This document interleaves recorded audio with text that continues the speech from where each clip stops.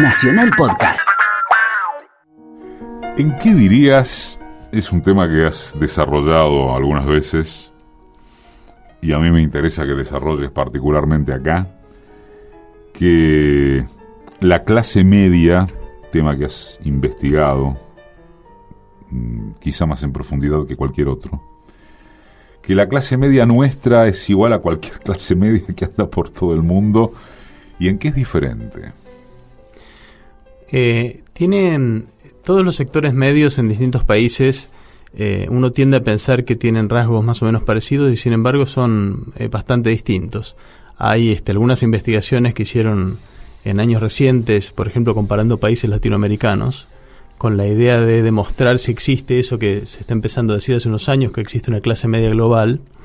Y la conclusión a la que llegaron es que en cada país los sectores medios se parecen más a los sectores bajos de su propio país que a los sectores medios de los otros países. Es decir, que las culturas nacionales tienen un peso bastante mayor en la definición de, digamos, los valores, las ideas, las nociones de las personas, más que una condición de clase, digamos, que atraviese los países y que pudiera asignar rasgos comunes a todos los sectores medios, ¿no? Si uno tuviera que comparar, yo diría que los sectores medios en Argentina, comparativamente digo, ¿no? A pesar de los juicios de valor que muchas veces tenemos de que son sectores medios más bien alineados con la derecha o que apoyan racistas, fachos, gorilas y demás, comparativamente yo tendería a pensar que es más bien lo contrario. Es decir, que buena parte de los sectores medios en Argentina están imbuidos de una serie de valores morales y políticos que son más bien progresistas más que de derecha. Esto hay comparaciones muy interesantes entre los países de valores políticos. Una muy reciente, por dar un ejemplo, comparando Argentina con Estados Unidos y con otros países, marcaba que en Argentina hay una porción muy grande de la población, uno de los países donde sale más alto este porcentaje de gente que rechaza las ideas del libre mercado, por ejemplo, ¿no? Y en Argentina esto se ve tanto en sectores bajos como en sectores medios, no así en sectores altos, ¿no? Mientras que en otros países, como en Estados Unidos, por ejemplo, es mucho más alto en todos los sectores sociales el apoyo al libre mercado y se ve un corte muy claro de clase, ¿no? Las clases bajas tienden a apoyar menos, la clase media casi masivamente apoya estos valores. Un clásico.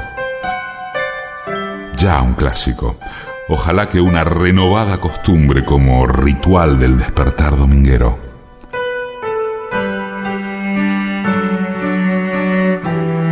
Domingos, 11 a 12, un programa de entrevistas. Decime quién sos vos. Doctor en Historia y uno de los investigadores más prestigiosos de la Argentina. Hoy cuenta quién es Ezequiel Adamovsky. Esto invita a subrayar y en ese caso profundizar lo que la clase media no es un sujeto político, sino una identidad con muchos sectores. Bueno, esa es la conclusión a la que yo llegué después de mucho trabajo sobre este tema, la idea de que en verdad lo que llamamos clase media no es una clase verdaderamente dicha, es decir, un grupo de personas cohesionado porque comparten determinados intereses económicos, materiales, condiciones de vida y demás, sino que es una identidad que comparte una porción muy grande de la población que es muy heterogénea internamente y que no tiene intereses materiales que la aproximen. Por ejemplo, en Argentina las encuestas marcan que entre un 70 e incluso 80% de las personas se autodefine clase media, lo cual indica que eso incluye una cantidad de asalariados, incluso de ingresos muy bajos, que piensan de sí mismos que son clase media, ¿no? Y ¿El tema es diferenciarse de los pobres? En algunos casos sí. Tradicionalmente esta identidad tenía un viso muy fuerte antiplebeyo, digamos, que lo sigue teniendo. Mi impresión es que se ha ido debilitando lentamente a lo largo del tiempo, a medida justamente que esta identidad de clase media se hizo más masiva. La identidad de clase media cuando surgió en los años 40, 50, tenía un carácter antiplebeyo e incluso antiperonista muy marcado. ¿Cuándo nace? Cuando nace, en los años 40-50. Esto todavía se conserva en buena medida eso, pero se ha ido diluyendo un poco. Hoy hay una porción muy grande de personas que a lo mejor responden de sí mismos que son clase media y también que son peronistas, o que responden al mismo tiempo que son trabajadores y clase media, porque no hay contradicción. Ezequiel, y algo que a propósito una vez creo también señalaste en alguna nota, es que este trasvasamiento, si querés, aplica a sectores populares, llamados clase baja, que te votan a la derecha. Claro, eso yo trato de combatir lo más posible los estereotipos de políticos de clase que están funcionando en estos días, ¿no? Según los cuales la clase media en bloque es de votó derecha. Votó a Macri, claro, y la clase baja en bloque votó al kirchnerismo o alguna opción. Además, eso está desmentido numéricamente en las elecciones. Está desmentido y sin embargo funciona como estereotipo de una manera poderosísima, ¿no? Y es un problema porque políticamente impide ver que hay efectivamente una porción enorme de los sectores medios que no están votando a la derecha, que han votado o a opciones de izquierda o al kirchnerismo, en distintas variantes, digamos, de opciones no de derecha, pero también, y eso es lo más preocupante, que hay una porción de las clases bajas que está votando a la derecha desde hace ya unos cuantos años, ¿no?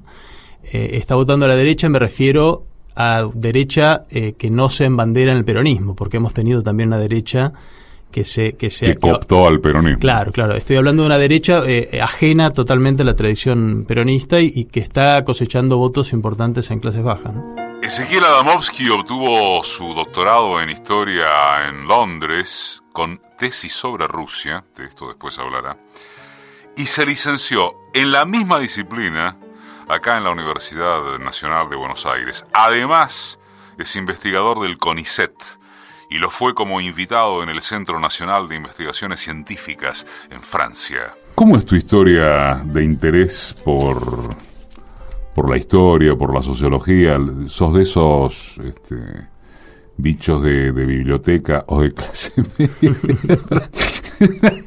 ¿De familia relativamente docta o con aspiraciones de que siempre lo tuvo claro, o venís de cualquier otra parte? No vengo de familia de universitarios, soy el primer graduado universitario de mi familia. No vengo entonces de una familia con esos antecedentes, pero sí de una familia donde se discutió política, una familia donde hubo militancia política, donde había libros de política. Y a mí me atrajo la historia desde muy chico. En el segundo año del secundario yo ya estaba totalmente decidido que iba a estudiar historia, y tiene que ver con la lectura de estos libros y de estas discusiones políticas en mi casa. ¿Sos de la generación de...? 45. 45. Del 71, 46 voy a cumplir.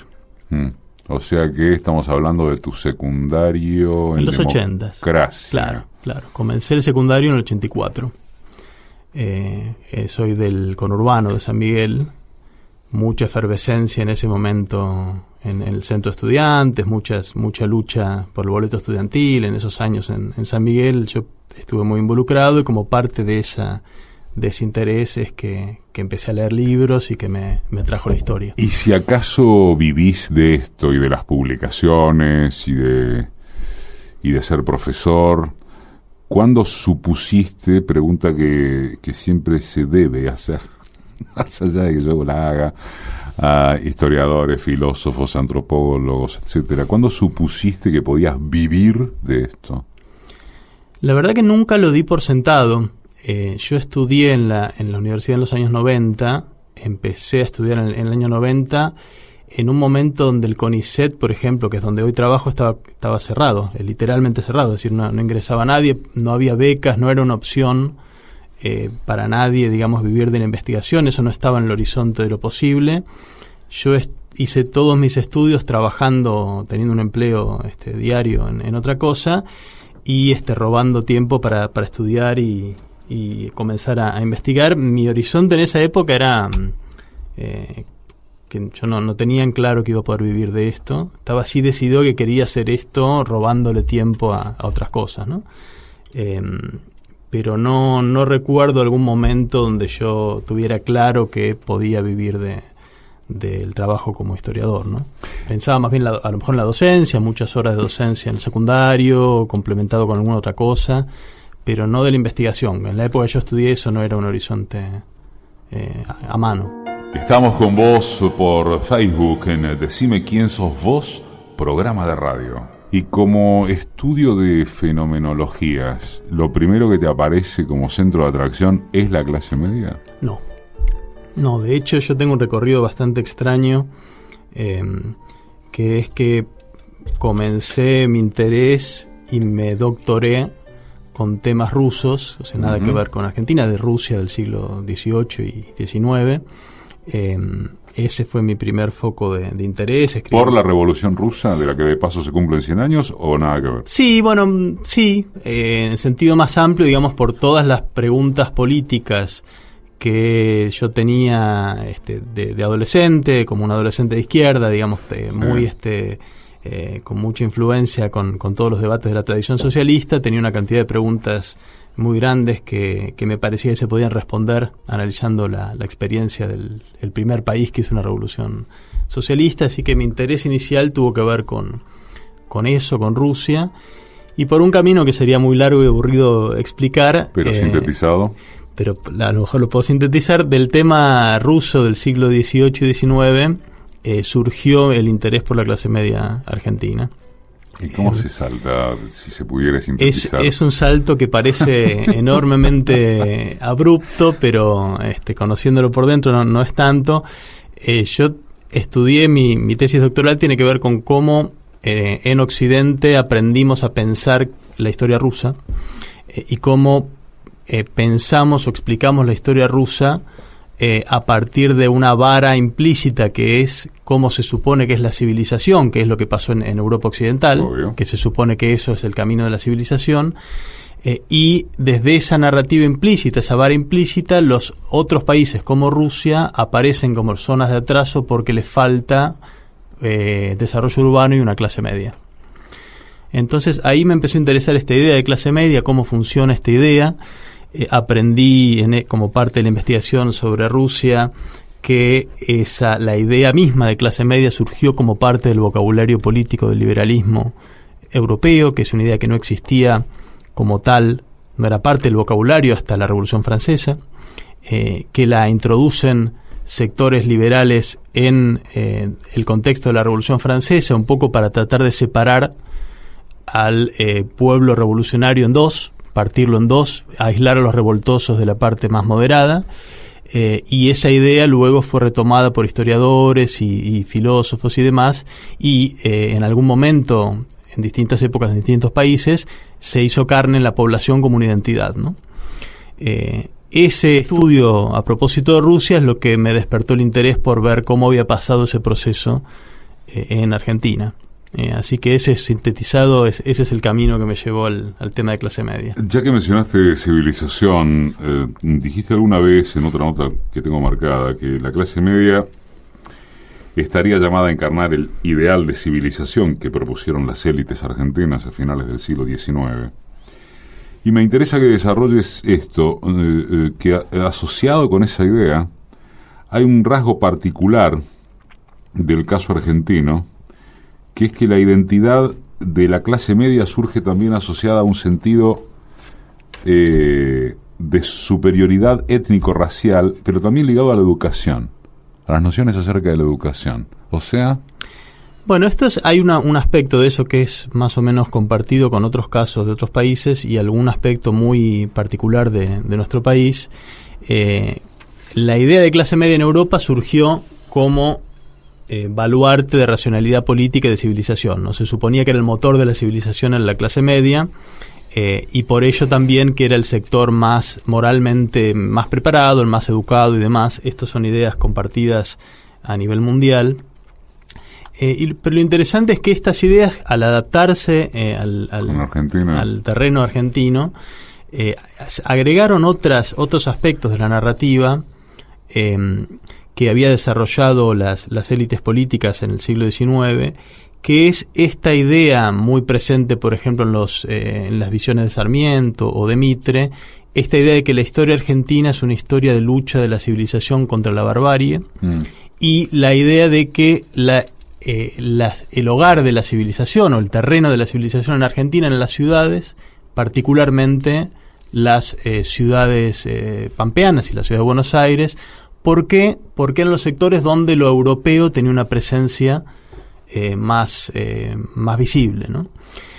Esta narrativa que desarrollaron Sarmiento y Mitre en esa época se reforzó muy fuertemente con los intelectuales de la primera parte del siglo XX, muchos de los cuales eran ellos mismos inmigrantes, como José Ingenieros o hijos de inmigrantes, dándole, digamos, un lugar de baluarte o de portadores de la antorcha de la civilización a los inmigrantes europeos, que a su vez, como también se habían arraigado particularmente en la zona pampeana, también reforzaron esta idea de que lo civilizado, lo europeo, lo educado, lo culto, estaba en esa zona, por contraposición a la barbarie o el atraso que era lo noreste, que estaba en el resto del país, noreste, noroeste, Patagonia, y esto con la idea de que hay algo culturalmente superior en lo europeo, pero también, y esto los intelectuales de principios del siglo XX lo decían sin ningún tapujo, racialmente superior, es decir, que la raza blanca es intrínsecamente superior a los sectores mestizados que eran propios de otras partes del país, pero también predominantes en las clases bajas, ¿no? Con todas estas nociones se vincula la identidad de clase media cuando surge, que es bastante después, es a mediados del siglo XX, pero retoma esta idea previa, asociando un poco las narrativas de la historia nacional con las narrativas personales, ¿no? Si uno le pregunta a buena parte de la gente que se siente hoy de clase media, que cuente su historia, bueno, va a contar historias de inmigrantes europeos que vinieron con una mano atrás y otra adelante, y que por su esfuerzo y su virtud moral, su trabajo con tesón y demás, construyeron un futuro mejor para sus hijos, se educaron a sus hijos y demás, y con eso aportaron a la civilización o al progreso del país, ¿no? Se combina la historia nacional con la historia personal acá, y esto es algo muy fuertemente arraigado en la identidad de clase media en Argentina, que entonces combina un sentido de superioridad de clase con sentido de superioridad moral, sentido de superioridad educativa y cultural, y también sentido de superioridad étnico o racial por ser descendientes de europeos y no criollos o mestizos. Adamowski es profesor de la Facultad de Filosofía y Letras de la UBA y en la Universidad Nacional de San Martín. Y esa parte del relato y de la constitución de la identidad, ¿qué parte se come? Porque el esfuerzo individual, el tano que vino y se rompió el traste, y el gallego que vino y se rompió el traste, digo, a priorísticamente tiene su viso de solidez, es cierto. La parte que se come es central y exclusivamente que eso fue sobre masacre indígena, sobre un relato de superioridad moral que pasó por encima del resto. ¿Eso es lo que centralmente se come ese relato? Sí, se come varias cosas. Primero, que es empíricamente falso que hoy todos los sectores medios sean descendientes europeos, porque hay cantidad de personas en sectores medios que son descendientes o bien de criollos o bien de mezcla entre criollo e inmigrante, porque además hubo mucha mezcla. Se come también, por supuesto, todas las ventajas que tuvo la población inmigrante por sobre la población pobre nativa. Pero también se come algo muy interesante, que es que no es cierto que todos los inmigrantes hayan progresado y que les haya ido fantásticamente bien, ¿no? Para empezar, la mitad de los que vinieron se volvieron, o sea, también no les fue porque se volvieron a sus países. Pero además, si uno ve hoy, va a una villa en la ciudad de Buenos Aires y ve los apellidos, bueno, va a haber una cantidad de apellidos italianos también entre la gente de las villas. Es decir, que hay algunos descendientes de esos inmigrantes europeos no les ha ido tan bien, ¿no?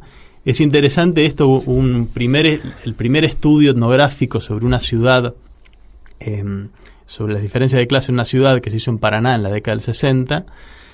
Primer estudio etnográfico en Entre Ríos fue. En Paraná lo hizo un antropólogo de origen argentino, pero que trabajaba en Estados Unidos. Hizo todo un estudio de la ciudad de Paraná, donde hay cantidad de inmigrantes, ¿no? Y encontró que las personas de clase media hacían toda una jerarquía social relacionada con diferencias étnicas, donde estaban arriba de todo los inmigrantes, pero no cualquiera, sino los alemanes. Después venían italianos y españoles, después turcos y judíos, ¿no? Después los criollos, que son los pobres, a los que llamaban ya en esa época los negros. Y era interesante que, como constataban que había, viviendo en ranchos como pobres, inmigrantes o hijos de inmigrantes europeos los llamaban inmigrantes acriollados, ¿no? Es decir, empobrecerse o ser pobre significaba pasar de ser inmigrante y punto a ser un inmigrante acriollado, ¿no? Como si lo criollo fuera en sí mismo una condición de la pobreza, ¿no? Para escuchar de vuelta las entrevistas, bajarlas, guardarlas, como quieras, es www.decimequiensosvos.com.ar. Cuando uno hace el recorrido de eso que se llama sectores medios, o clase media constituida por vastos sectores, ¿qué hitos históricos marcas? Si pudieras sintetizarlo, ¿no? Momento de mayor fragmentación, que finales del siglo XIX, ponele, entre sectores populares y las élites que conducen todo este relato y todo este poder. Bueno, hay una especie de relato de sentido común que indicaría que esos hitos son, bueno, la clase media nace con la inmigración masiva a fines del siglo XIX, sí, llega al poder con Irigoyen, sí, hace la reforma universitaria en el 18, sí, y de allí en adelante, ¿no? En mi trabajo yo empecé la investigación buscando realmente el origen de la clase media en esos hitos, y mi primera sorpresa fue no encontrarla allí. Es decir, no encontrar que a fines del siglo XIX los inmigrantes se definieran a sí mismos como clase media, fueran percibidos por otros como clase media. Esto no era el caso. De hecho, bueno, esto es muy conocido. Los inmigrantes tuvieron un papel central en el surgimiento del movimiento obrero. Es decir, si alguna visibilidad han tenido fue en el movimiento obrero más que en otro grupo social, ¿no? Todavía, digo, uno piensa en los orígenes del peronismo asociados a la ciudad de Berisso, ¿no? De donde vinieron en el 17 de octubre del 45, 30% de los trabajadores de la carne de Berisso en esa época eran inmigrantes europeos. Es decir, muchos de los que vinieron eran literalmente inmigrantes europeos. Tampoco hay ninguna evidencia de que la Unión Cívica Radical haya sido un partido particularmente de clase media en esa época, sí después, pero no en la época de Irigoyen. Si uno ve el origen del voto, es un voto multiclasista con un peso obrero y popular muy grande. No hay un voto particularmente de sectores medios, ni tampoco beneficia el gobierno de Irigoyen particularmente los sectores medios, ni tampoco los dirigentes que forman la Unión Cívica Radical eran gente de sectores medios en particular, eran más bien de grupos de élite. Ni en sus discursos tampoco se referían a la clase media, así que esto tampoco lo encontré allí. La investigación que realicé me llevó a la conclusión de que la clase media como tal comienza a formarse muy lentamente luego del año 1919-1920 y termina de arraigarse como una identidad fuerte en tiempos del peronismo, ¿no? Y esto por un rasgo que diría que todavía permanece en nuestro país, que es que Argentina ha tenido, antes de la existencia de una identidad de clase media y todavía hoy, una identidad popular, identidades populares muy poderosas que traccionan a la unidad a sectores bajos y por lo menos el escalón más bajo de los sectores medios, ¿no? A ver. Para decirlo en otro modo, yo me tomé el trabajo de hacer esto, si uno define, sectores medios, dice, bueno, maestros, empleados de comercio, empleados del Estado, sí, toda la lista, ¿no? Chacareros y demás. Profesionales, hace uno toda la lista de las categorías. Bueno, sí, yo me tomé el trabajo de estudiar cómo se identificaba cada uno de estos grupos en la década de 1920, 1930, 1940. O sea, los grupos que la mitología fundante estructura como clase media. ¿Cómo se ven a sí mismos? Exactamente. ¿Y eso qué va variando? Eso va variando, pero lo interesante es que no encontré que antes de la década del 40 se autodefinieran como clase media ninguno de estos grupos en particular. ¿Y cómo se definían? Se definían, y esto es lo interesante, algunos exclusivamente por su profesión, ¿no? Los profesionales universitarios tenían un sentido del orgullo ligado a su título universitario y demás. Para un médico de 1920 decirle que él era de la misma clase que un almacenero era un insulto. No aceptaba, no podía aceptar que él formaba una misma clase que un almacenero. Su sentido de superioridad social era mucho mayor, ¿no? ¿Y eso cambió? Eso no cambió, pero hoy sí aceptarían que son partes distintas de una misma clase, ¿no? un médico sí, cuando dijera de sí mismo soy clase media, hablando de hoy, ¿no? Hablando de hoy, sí aceptaría que un almacenero también es clase media.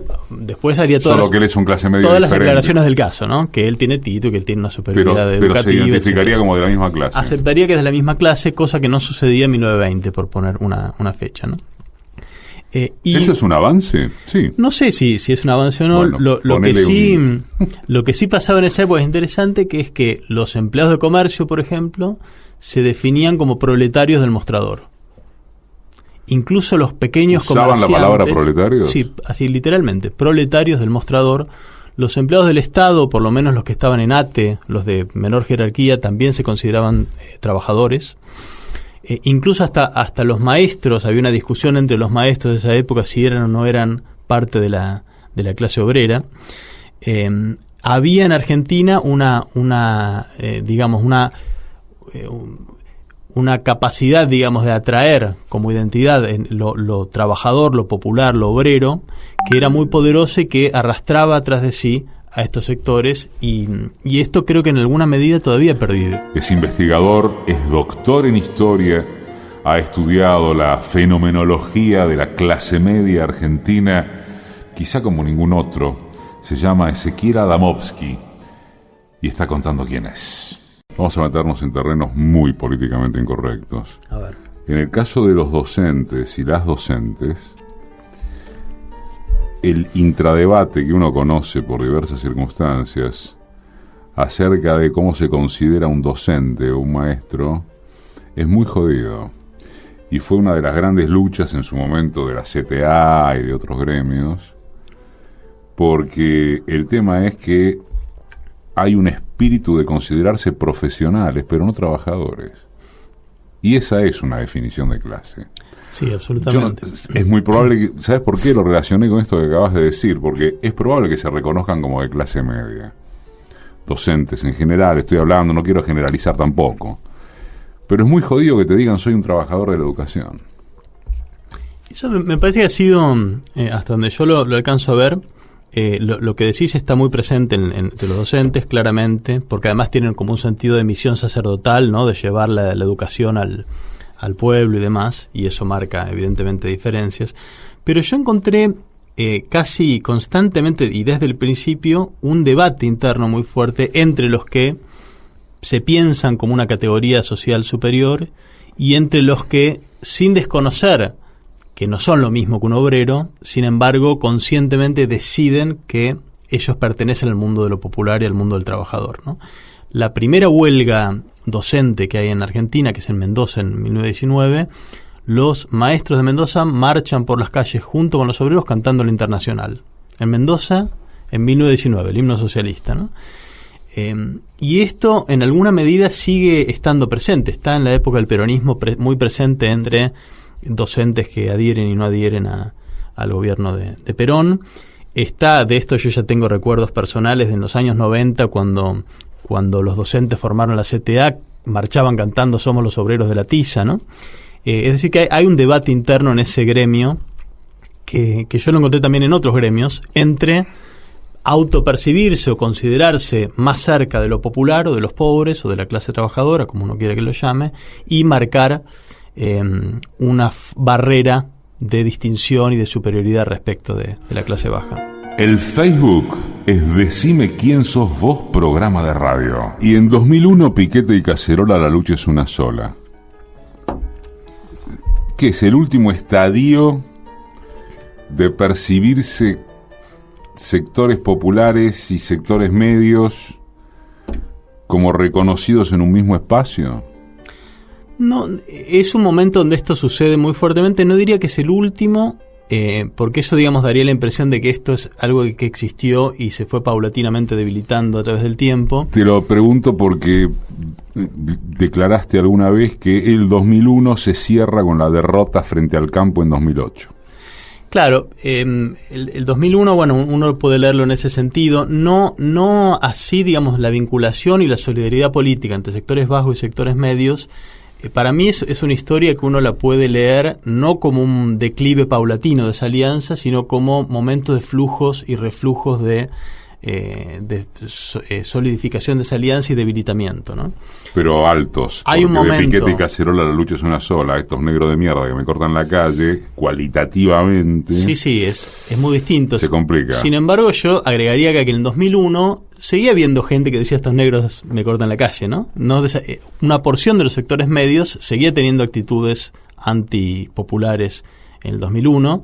Por dar un ejemplo, uno dice Piquete y Cacerola, la clase media salió a la calle y demás. Eso es parcialmente cierto. Es decir, parte de los sectores medios salió a la calle. Por ejemplo, la gente que vivía en countries y barrios cerrados estaba aterrorizada, encerrada y haciendo ejercicios de autodefensa, pensando que iban a venir invasiones.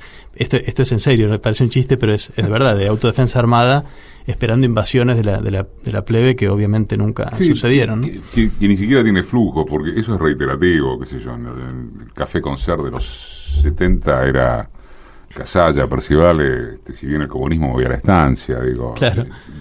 Se va manteniendo históricamente esa cosa bizarra de algunos sectores. Tal cual, sí. Pero bueno, un poco entonces, a esa idea que comentabas al principio, de que no es un sujeto político la clase media unificada, es decir, que uno pueda decir que tiene actitudes en bloque o ideas en bloque de tal o en cual sentido.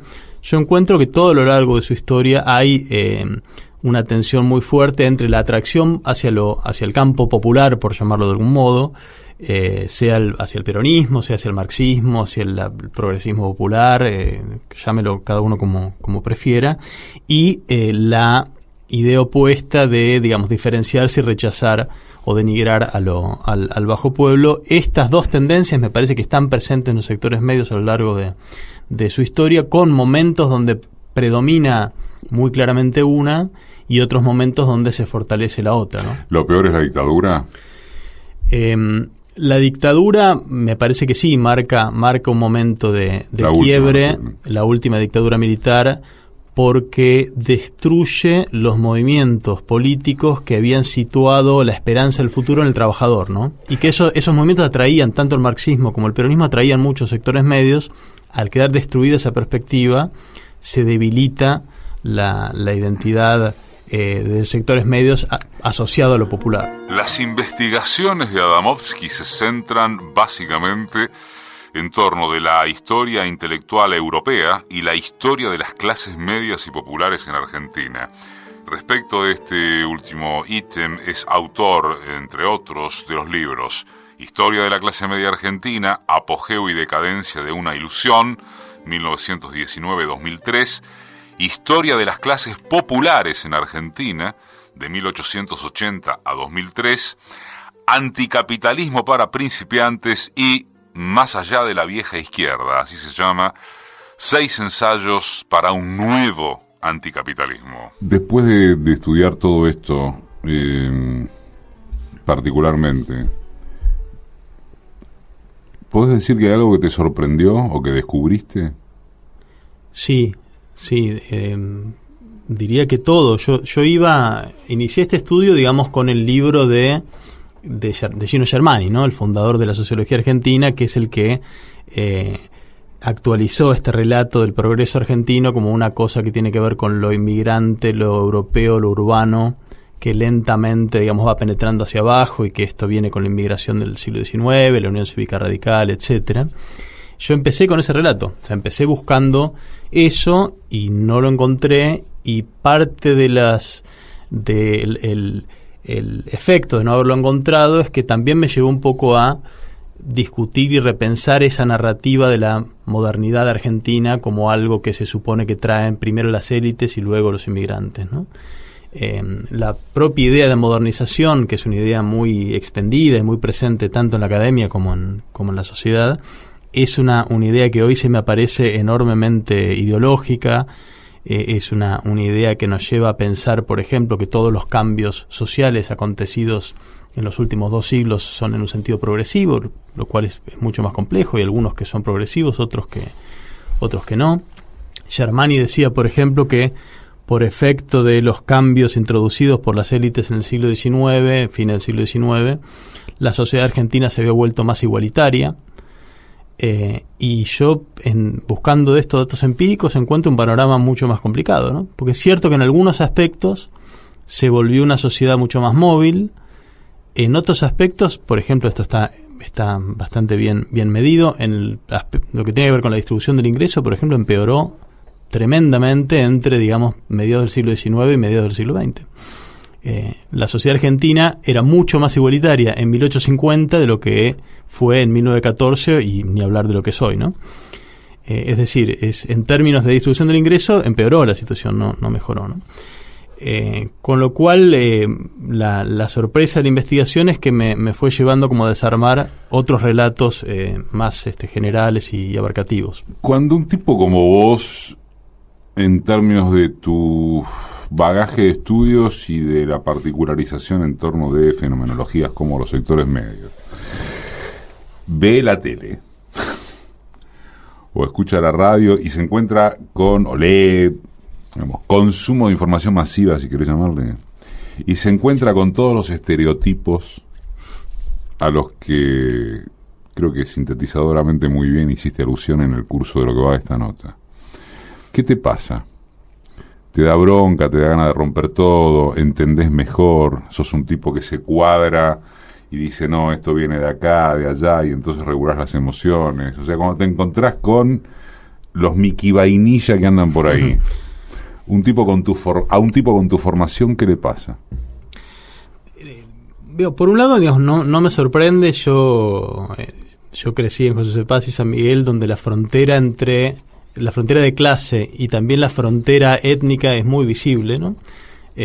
San Miguel es muy claro, ¿no? Uno va al centro de San Miguel, los negocios y demás son todos de tanos y descendientes de tanos, y es una pequeña isla comercial en un territorio mucho más amplio, mucho más pobre, donde las personas son de descendencia criolla y de aspecto físico muy distinto, digamos, es muy visible, y además socialmente en ese lugar, incluso hasta geográficamente, yo me crié sabiendo que de tal avenida para un lado es la clase media y para el otro son lo que llamaban los negros ya en esa época.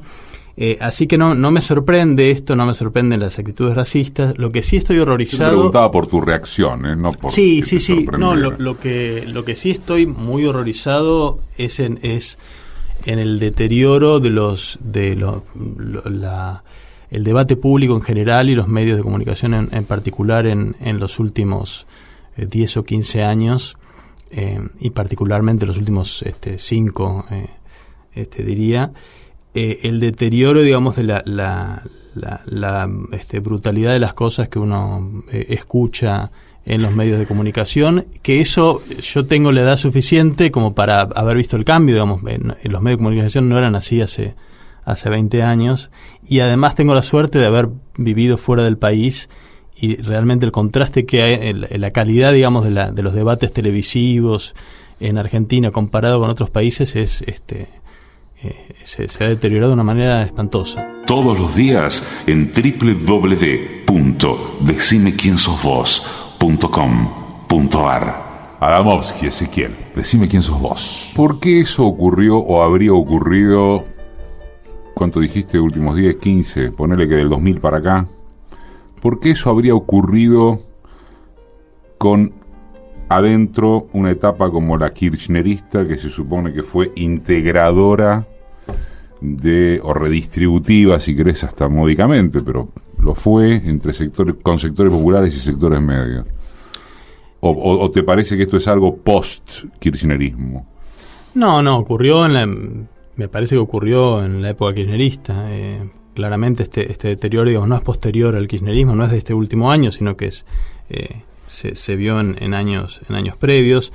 No sé, yo no soy especialista en el tema. Me parece que hay procesos de más larga data. Me parece que hay un cambio muy continuado en la estructura de los medios de comunicación en Argentina hacia una mayor concentración, y a la vez hacia un dominio de las lógicas empresariales por sobre las lógicas periodísticas. Ajá. Yo conozco personalmente, digamos, muchos periodistas de la vieja escuela que, bueno, desde siempre trabajan en grandes diarios y demás, y que saben que las condiciones de trabajo han cambiado, digamos, dramáticamente, que la lógica del rating o el minuto a minuto obliga a ciertas cosas que son bastante reñidas con la labor periodística. Eso por un lado, digamos, diría la lógica de comercialización de la comunicación. Ajá. Y por otro lado, bueno, la dinámica de enfrentamientos políticos que marcó sobre todo la última etapa del kirchnerismo, me parece que influyó bastante, ¿no? En el sentido de digamos, forzar o producir alineamientos políticos en el campo de los medios de comunicación que invitaron a algunos a no respetar los estándares mínimos de objetividad, de chequeo de información, de juego limpio y demás, ¿no? ¿Te imaginas que en el año de los 100 años de la Revolución Rusa, no voy a desaprovechar aunque sea unos minutos, un momento, porque si no suena como hasta patético pretender que digas algo, porque bueno, es más, te doctoraste con tesis sobre Rusia, vos mismo lo explicaste. ¿Hay alguna reflexión en particular a 100 años de la Revolución Rusa de la que no parece quedar absolutamente nada, ni siquiera en términos simbólicos? Bueno, respondo acá desde mi lugar, desde mi visión política, ¿no? Yo, como decía hace un rato, yo vengo de la izquierda, mi horizonte es ese. Me parece que la Revolución Rusa, por un lado, marca el intento de mayor envergadura de vivir en una sociedad ajena a las reglas del capitalismo. El intento de mayor envergadura en la historia de la humanidad. Sí, me parece que el de mayor alcance es un intento que uno puede decir retrospectivamente que fracasó, en el sentido no solo de que no existe más, sino que me parece que arrastramos un fracaso moral, en el sentido de que ese intento llevó a un tipo de sociedad que no fue más emancipada y más igualitaria y más libre, sino más bien lo contrario. Sin embargo, me parece que ese intento señaló algo que sigue vigente, que es la necesidad de buscar una salida al camino por lo menos desde mi punto de vista, de barbarie al que conduce el capitalismo, ¿no? Y que es cada vez más evidente tanto en Argentina como en el resto del mundo, ¿no? Me parece que quienes somos de izquierda estamos en un momento complicado de, por un lado, tener que hacernos cargo de las causas, de los motivos de ese fracaso, pero al mismo tiempo sosteniendo la necesidad de buscar una alternativa superadora al modo en que estamos viviendo.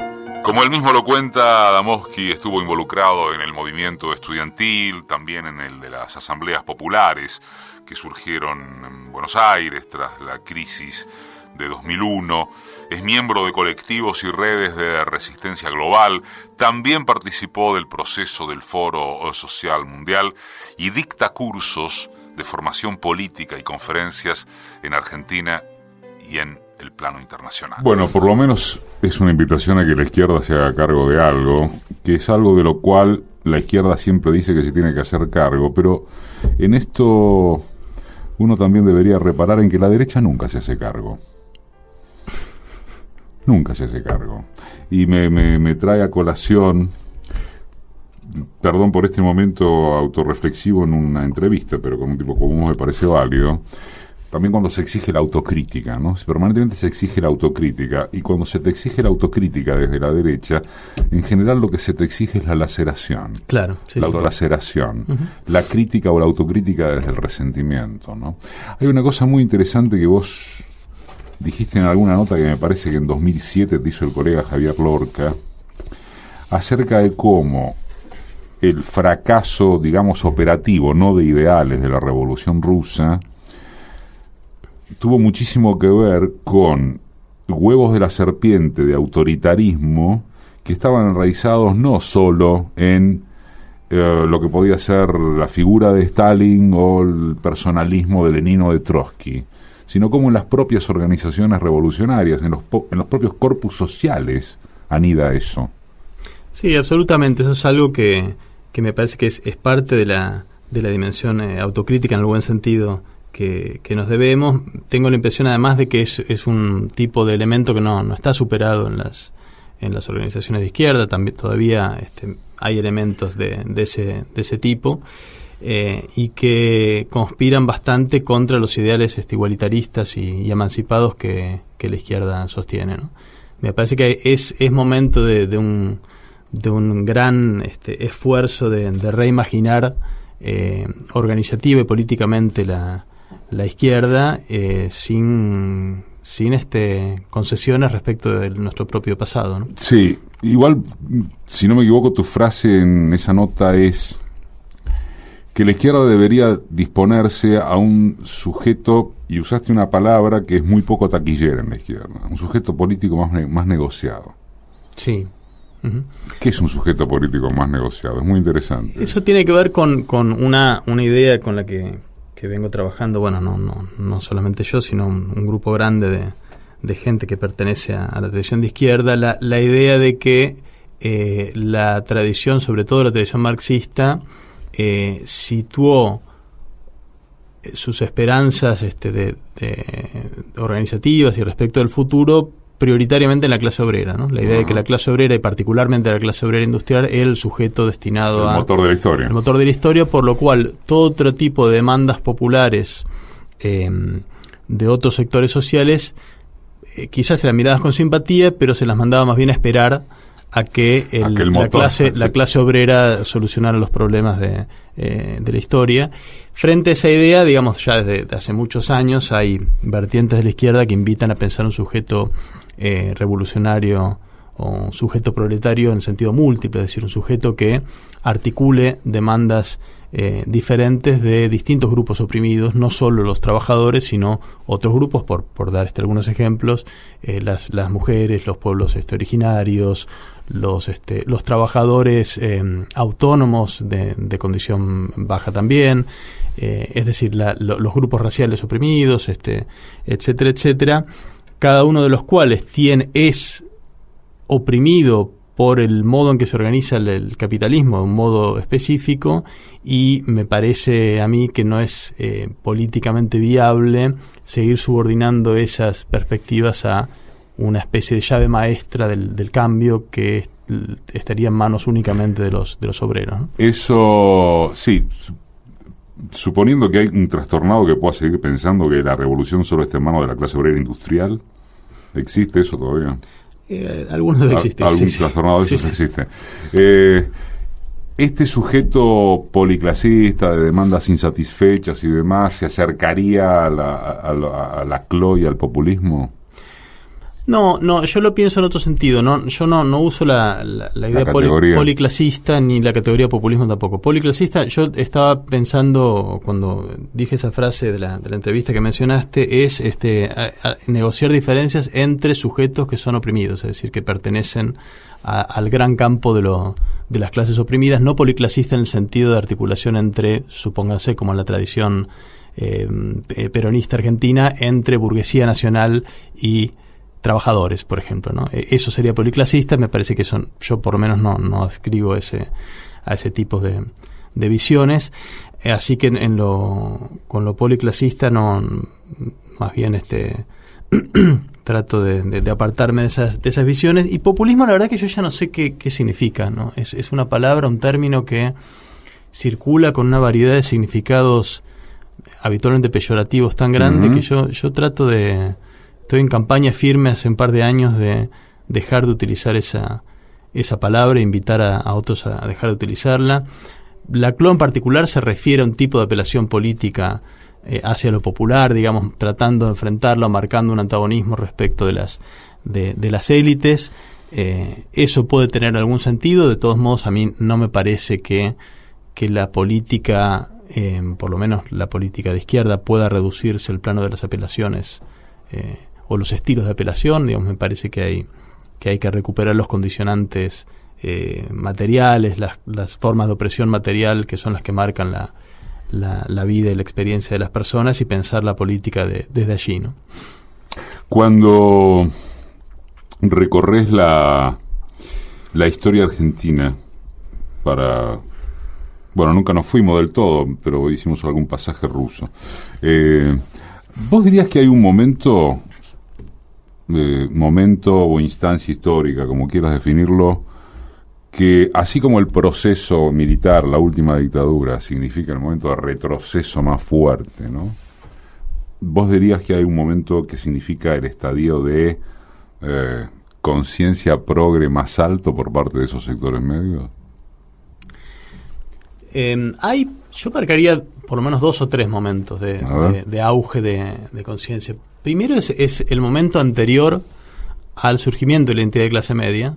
Si uno ve la cultura, incluso la cultura de masas argentina de los años 20, los años 30, había una crítica compartida al mundo de los ricos por una enorme porción de la población. Digo, si uno lee, escucha las letras del tango, uno ve incluso las primeras películas argentinas, ni hablar el campo de la literatura, el teatro popular y demás, hay una crítica compartida al mundo de los galeritas, al mundo de los ricos, que unificaba bastante a personas que hoy llamamos de clase media y otras de clase trabajadora, ¿no? Eso ponele que va eso, digamos, creo que marca la experiencia de la sociedad de masas argentina desde fines del siglo XIX hasta por lo menos los años 30. Okay. Por lo menos, ¿no? Y nunca se va del todo, ¿no?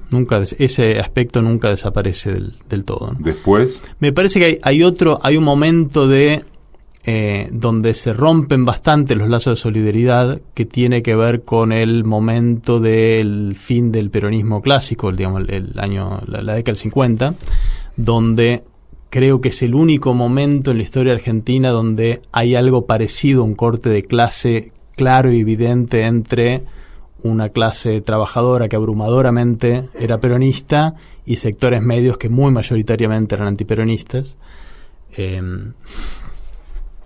Y luego todo un proceso de reconstrucción de los lazos de solidaridad en la época de la resistencia peronista en los años 70, marcado por el auge de la tendencia revolucionaria en el peronismo, pero también de las organizaciones marxistas.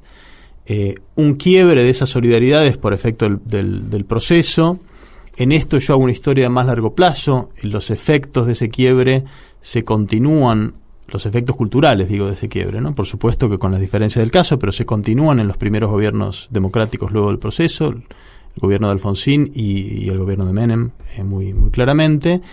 Y nuevamente un proceso de reconstrucción de los lazos de solidaridad entre, digamos, mediados de los años 90, cuando reemerge la resistencia al neoliberalismo, que hace eclosión en el 2001, y me parece que marca toda la historia de 2001 hasta acá.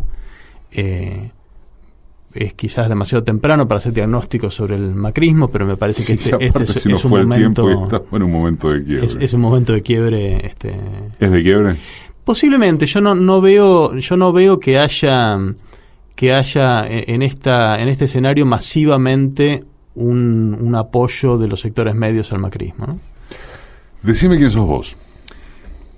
¿Quién soy yo? Qué difícil.